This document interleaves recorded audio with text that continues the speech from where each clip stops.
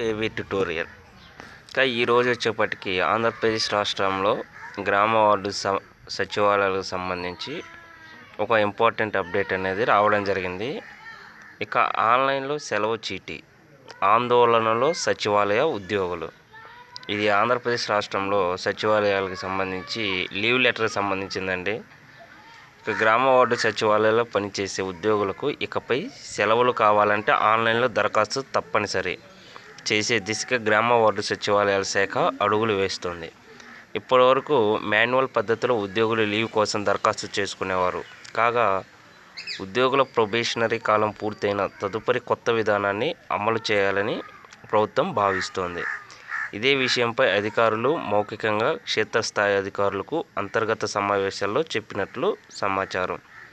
ఇప్పటివరకు గ్రామ సచివాలయ ఉద్యోగికి సెలవు కావాలంటే దరఖాస్తును ఇమ్మీడియట్ రిపోర్టింగ్ ఆఫీసర్కి ఇచ్చి సంతకం చేయించాలి. అనంతరం గ్రామ పంచాయతీ సెక్రటరీ సెలవును మంజూరు చేసేవారు. ఆన్లైన్ విధానం అమల్లోకి వస్తే సెలవును మంజూరు చేసే అధికారం గ్రామ పంచాయతీ సెక్రటరీ నుంచి ఎంపీడీఓ పరిధిలోకి వెళ్ళనుంది. ఇక వార్డు సచివాలయ ఉద్యోగులు సెలవు కావాలంటే ఏ శాఖకు సంబంధించిన ఉద్యోగి ఆ శాఖకు సంబంధించిన అధికారి చేత సంతకం చేయించి లీవ్ లెటర్ను సచివాలయ అడ్మిన్కు ఇవ్వాల్సి ఉండేది. ఇక మానిటరింగ్ బుక్లో సంబంధిత ఉద్యోగి సెలవులో ఉన్నట్లు నమోదు చేసేవారు అన్నమాట. ప్రభుత్వం తాజాగా లీవ్ మేనేజ్మెంట్ సిస్టమ్ను తెర మీదకు తేనుంది. ఈ ప్రక్రియలో సెలవు కావాలనుకున్న ఉద్యోగి తొలుత తమ యూజర్ ఐడితో లాగిన్ అయ్యాక సెలవు ఎన్ని రోజులు కావాలన్నది, లీవ్ ఎందుకోసం అడుగుతున్నామనే సమాచారాన్ని అప్లోడ్ చేయాలి. సంబంధిత అధికారి ద్వారా కమిషనర్కు పంపాలి. శిక్షణ వివరాలు అడగడం వెనుక ఇక గ్రామ వార్డు సచివాలయాల ఉద్యోగులకు ప్రొబేషన్ డిక్లేర్ చేసేందుకు ముందుగా వారి వ్యక్తిగత వివరాలు హెచ్ఆర్ఎంఎస్ మాడ్యూల్లో ఆన్లైన్ ద్వారా నమోదు చేసుకోవాలని ప్రభుత్వం సూచించింది. డిపార్ట్మెంటల్ పరీక్షల్లో పాస్ అయితే చాలు అని ఒకవైపు ప్రభుత్వం ప్రకటించినప్పటికీ ట్రైనింగ్ ఎవరైనా చేయకపోయి ఉంటే అటువంటి వారిని రెగ్యులర్ చేసే సమయంలో గడువు పూర్తి కాలేదని రెగ్యులర్ చేయరేమోననే అనుమానాలు సచివాలయ ఉద్యోగులను వెంటాడుతున్నాయి. ఇక నెక్స్ట్ ఇందులో భాగంగానే బయోమెట్రిక్తో జీతానికి లింక్ అన్నమాట. బయోమెట్రిక్ ఉద్యోగుల జీతానికి లింక్ పెట్టాలని గ్రామ వార్డు సచివాలయ శాఖ ఇప్పటికే సూచించింది. ఈ విధానం 100% అమలు కావడం లేదు. భవిష్యత్తులో ఈ విధానాన్ని ఖచ్చితంగా అమలు చేసే దిశగా ప్రభుత్వం అడుగులు వేస్తుంది.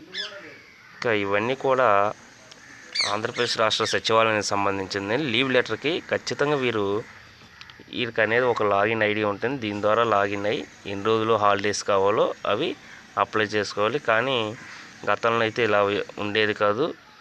వీరు ఒక లెటర్ ద్వారా పర్మిషన్ అనేది వచ్చేది. ఇక నెక్స్ట్ వచ్చేప్పటికి వార్డు సచివాలయాలు అయితే ఖచ్చితంగా ఆ సంబంధిత ఉద్యోగి సంబంధిత శాఖ ద్వారా పర్మిషన్ అనేది తీసుకునేవాళ్ళు అనమాట. ఇప్పుడు వీరు కూడా లాగిన్ అయ్యి హాలిడేని మంజూరు చేసుకోవచ్చు అనమాట. ఖచ్చితంగా అప్లై చేసుకుంటే ఎమ్మటే ఆన్లైన్లో వస్తుంది.